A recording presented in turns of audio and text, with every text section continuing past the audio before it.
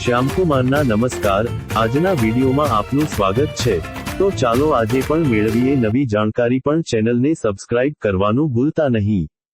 કીડીઓની શિસ્તબદ્ધ ચાલ પાછળનું રહસ્ય ખરેખર અદ્ભુત છે। કીડીઓ જ્યારે પણ ખોરાકની શોધમાં કે ઘર બદલવા માટે નીકળે છે ત્યારે તેઓ હંમેશા એક લાંબી હરોળમાં એટલે કે લાઇનમાં જોવા મળે છે। આ માત્ર તેમની શિસ્ત નથી, પરંતુ તેમની જીવવાની અને એકબીજા સાથે વાતચીત કરવાની એક અદ્યતન વૈજ્ઞાનિક પદ્ધતિ છે। આ પ્રક્રિયાને સમજવા માટે આપણે કીડીઓની જૈવિક રચના અને તેમની સામાજિક વ્યવસ્થાને સમજવી પડે। કીડીઓ એક સામાજિક જીવ છે જે મોટા સમૂહમાં રહે છે। આ સમૂહને કોલોની કહેવામાં આવે છે। કીડીઓની આંખો હોય છે, પરંતુ મોટાભાગની પ્રજાતિઓમાં તે ઘણી નબળી હોય છે અને કેટલીક કીડીઓ તો સંપૂર્ણપણે અંધ હોય છે। આવી સ્થિતિમાં, એકબીજા સાથે સંપર્ક રાખવા અને રસ્તો શોધવા માટે તેઓ કુદરતી રસાયણોનો ઉપયોગ કરે છે। આ રસાયણને ફેરોમોન્સ કહેવામાં આવે છે। આ ફેરોમોન્સ જ કીડીઓને લાઇનમાં ચાલવા માટે મજબૂર કરે છે। જ્યારે કોઈ કામદાર કીડી ખોરાકની શોધમાં પોતાના દરથી બહાર નીકળે છે, ત્યારે તે શરૂઆતમાં ગમે ત્યાં ફરે છે। આ ભ્રમણ દરમિયાન તે પોતાની પાછળ ફેરોમોન્સ નામના રસાયણની એક સૂક્ષ્મ ગંધ છોડતી જાય છે। જો તેને ખોરાકનો કોઈ સ્ત્રોત મળી જાય, તો તે તરત જ પાછી વળે છે। પાછા ફરતી વખતે તે કીડી તે જ રસ્તા પર ફરીથી વધુ તીવ્ર ફેરોમોન્સ છોડે છે। આ રીતે, રસ્તા પર એક અદૃશ્ય સુગંધિત માર્ગ બની જાય છે જે અન્ય કીડીઓને ખોરાક સુધી પહોંચવામાં મદદ કરે છે।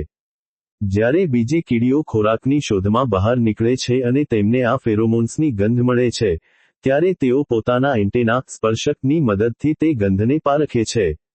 કીડીના માથા પર આવેલા બે એન્ટેના તેના માટે નાકનું કામ કરે છે। તે આ ગંધને અનુસરે છે અને જ્યાં સુધી ખોરાક હોય ત્યાં સુધી આ સિલસિલો ચાલુ રહે છે। જેમ જેમ વધુ કીડીઓ તે રસ્તા પરથી પસાર થાય છે, તેમ તેમ તે ફેરોમોન્સની ગંધ વધુ ઘટ્ટ બનતી જાય છે, જેના કારણે એક સ્પષ્ટ અને મજબૂત લાઇન બની જાય છે।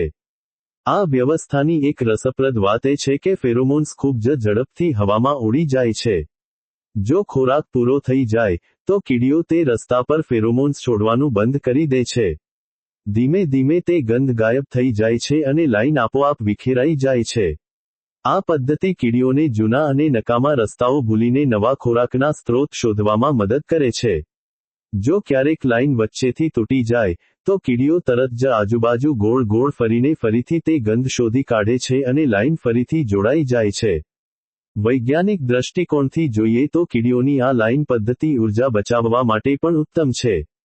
જો દરેક કીડી પોતાની રીતે અલગ રસ્તો શોધવા જાય, તો તેમાં સમય અને શક્તિ બંનેનો વ્યય થાય। લાઇનમાં ચાલવાથી તેઓ સૌથી ટૂંકો અને સુરક્ષિત રસ્તો જાળવી રાખે છે। વધુમાં, આ લાઇન તેમને રક્ષણ પણ પૂરું પાડે છે। જો લાઇનમાં ચાલતી કોઈ કીડી પર હુમલો થાય, તો તે ખાસ પ્રકારના એલાર્મ ફેરોમોન્સ છોડે છે, જે અન્ય કીડીઓને ભય વિશે સાવધ કરી દે છે।